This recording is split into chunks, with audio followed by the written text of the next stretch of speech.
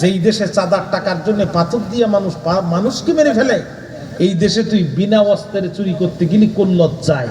যাওয়ার সময় একটা চাইনিজ কুড়াল নিয়ে যেতে পারলি না, একটা জাপানি কি বলে খুর নিয়ে যেতে পারলি না, একটা ইন্ডিয়ান রিভলভার নিয়ে যেতে পারলি না। তোরে হাত ধরলো যখন, আস্তে করে বসাই দিয়ে দৌড় মারবি তখন। প্রচলিত বিচার ব্যবস্থায় ছেঁচড়া চোর চুরি করে কারাগারে যাচ্ছে, আর ডাকাতি করার কমপ্লিট প্রশিক্ষণ নিয়ে কারাগার থেকে ডেলিভারি হচ্ছে। কথা বলেন না প্রিয় ভাইরা? এই জন্য দেখবেন গত বছর ছেঁচড়া চোর ছিল যারা, এবছর পাকা চোর তারা। গত বছর পাকা চোর ছিল যারা, এবছর ডাকাতের নয়া সদস্য তারা। গত বছর ডাকাতের নয়া সদস্য ছিল যারা, এবছর ডাকাতের সর্দার। গত বছর যারা ছিল ডাকাতের সর্দার, এবছর তারা পূর্ব বাংলা ML জনযুদ্ধ নিষিদ্ধ কমিউনিস্ট পার্টির আঞ্চলিক কমান্ডার। কথা বলেন না কেন?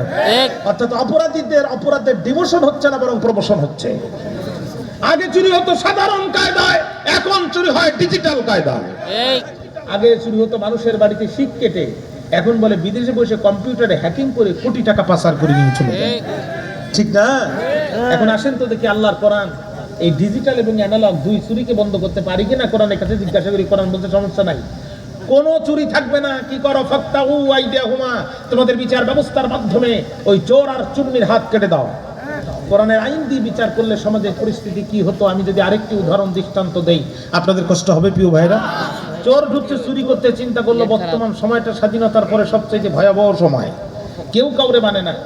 আগে পুলিশ সাধারণ মানুষের উপরে চড়াও হতো, এখন সাধারণ মানুষ পুলিশের উপরে চড়াও হচ্ছে।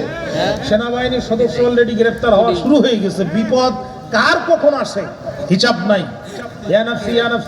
সমাজের মধ্যে কি করা যায়? চিন্তা করলো চুরি করার আগে একটু প্রস্তুতি আছে। কি? শরীরে মাখছে সরিষার তেল, আর তার উপরে মাখছে গিরিশ। গিরিশ চেনেন তো আপনারা? ওই যে যেটা ধরলে স্লিপ খায় আর কি।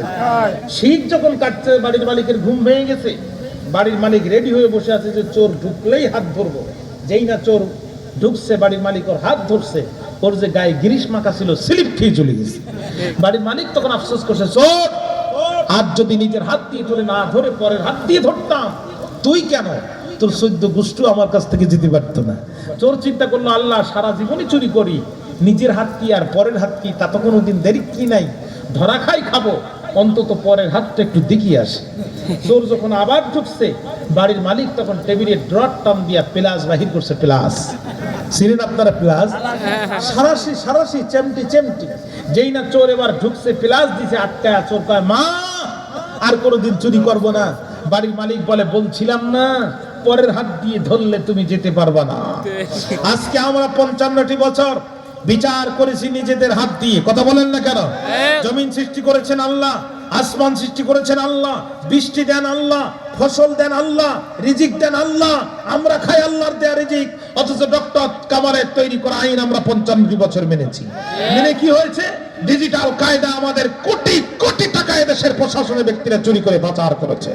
কিন্তু আল্লাহর কোরআনে সূরা আল মায়েদা 38 নম্বর আয়াত যদি আজকে আমার দেশের পেনাল কোডে থাকতো, আমার দেশের জজ কোড আর সুপ্রিম কোর্ট আর আপিল বিভাগ সূরা আল মায়েদার 38 নম্বর আয়াত দিয়ে যদি পরিচালিত হতো, একটি চোরকে ধরার পরে সুপ্রিম কোর্টের সামনে মাইকিং করে লক্ষ জনতার সামনে প্রকাশ্যে যদি তার হাত কেটে দেওয়া হতো, এবং এই দৃশ্য যদি দেশের টিভি চ্যানেলগুলো প্রচার করতো, টেকনাফ থেকে তেতুলিয়া, রূপসা থেকে পাতুরিয়া, ধনী মানুষের সবতলা থেকে ফেলে দেওয়া পচা খাদ্য ডাস্টবিনের কুকুরের সাথে যেই দেশের মানুষেরা ভাগাভাগি করে খায়, যেই দেশের নারীরা পেটের ইজ্জত বিক্রি, নিজের ইজ্জত বিক্রি করে পেটের ক্ষুধা নিবারণ করে, যেই দেশের ছোট ছোট মাসুম বাচ্চারা একটা কম্বলের অভাবে রাস্তায় মারা যায়, এই দেশে যারা ক্ষমতা পাওয়ার পরে কোটি টাকা পাচার করে গরিবের পেটে লাথি মেরে একটার যদি হাত করে দেওয়া হতো, টেকনাফ থেকে তেতুলিয়া, রূপসা থেকে পাতুরিয়া, সুন্দরবন থেকে বান্দরবন পর্যন্ত গরিব মুসলমানের 2 টাকা চুরি করে খাওয়ার দুঃসাহস কারো হতো না, হতো না, হতো না।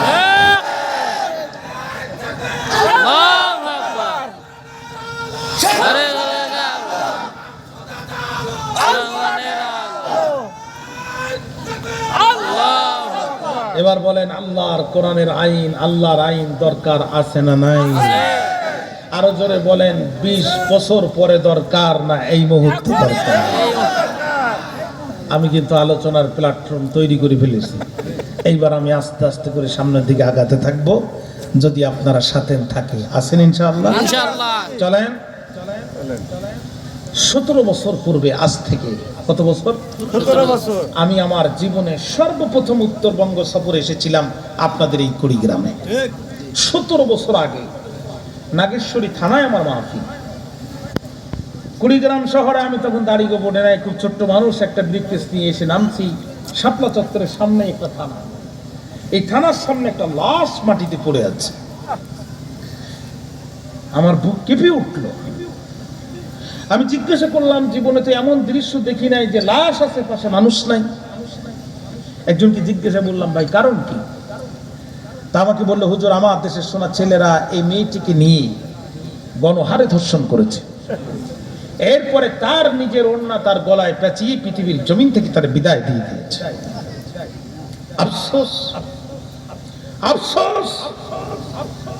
আজ যদি আমার কলিজাটা কেঁপে উঠল, এ কোরআনের আইন যদি আজকে আমার দেশের জাজ কোর্ট, সুপ্রিম কোর্ট, বিচার বিভাগ, জুডিশিয়ারি আর ম্যাজিস্ট্রেসি, অ্যাডমিনিস্ট্রেশনের সব জায়গায় থাকতো। সূরা নূরের 2 নম্বর আয়াতে কারিমাতে আল্লাহ বলছেন, আয-যানিয়াতু ওয়াজ-যানি ফাজলিদু কুল্লা ওয়াহিদিন মিনহুমা মিয়াতা জালদা। জেনাকারিনী আর জেনাকার যদি ধরা পড়ে, ইসলামী শরিয়াত বলছে অবিবাহিত অবস্থায় জেনা করলে আর এক শাস্তি, বিবাহিত অবস্থায় জেনা করলে আর এক ধরনের শাস্তি। ইসলামী শরিয়াত বলছে অবিবাহিত অবস্থায় যদি জেনা করে শরীরের উপরে 100 চামড়ার বেদনাঘাত করো, যদি 80 আঘাতের পরে মারা যায়, ইসলামী শরিয়াত বলছে মৃত দেহের উপরে আরো বাকি 20টি আঘাত করো। আর বিবাহ করার পরে যদি জেনা করে, ইসলাম বলছে বুক পর্যন্ত কঙ্কর নিক্ষেপ করো, ততক্ষণ মৃত্যুবরণ করবে না যতক্ষণ। আজকে যদি এই শাস্তি দেওয়া হতো, এদেশের হিন্দু যুবকেরা আমার মুসলিম বোনকে জোর করে আটকে 3 দিন ধর্ষণ করা তো দূরের কথা, এদেশের লম্পট চরিত্রহীন যুবকদের স্বপ্নদোষ পর্যন্ত বন্ধ হয়ে যাওয়ার কথা ছিল। এখন বলেন, আল্লাহর কোরআনের আইন দরকার আছে না নাই? 50 বছর পরে দরকার না, এই মুহূর্তে দরকার। ভাইরা আমার, সারা জীবন আমরা আপনাদের সামনে ওয়াজ করেছি, ফাকারনা ফি বুয়ুতিকুন্না ওয়ালা তাবাররাজনা তাবাররুজাল জাহিলিয়াতিল উলা।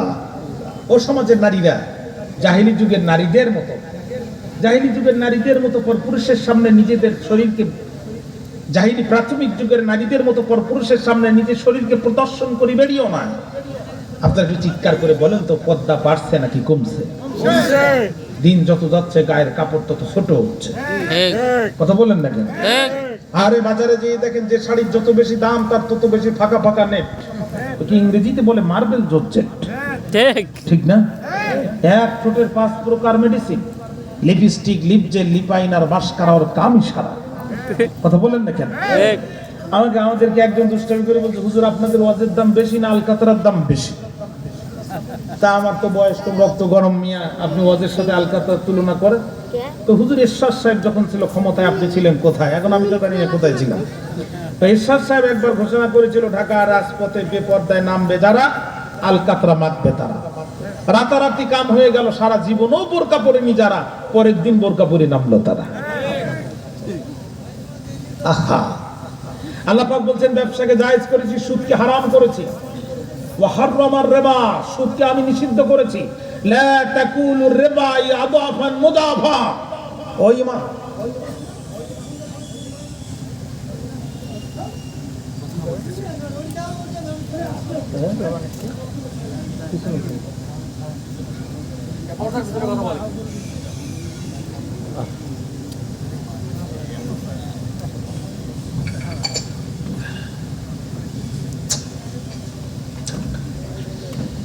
লা তাকুলুর রিবা আদাফান মুদাফা।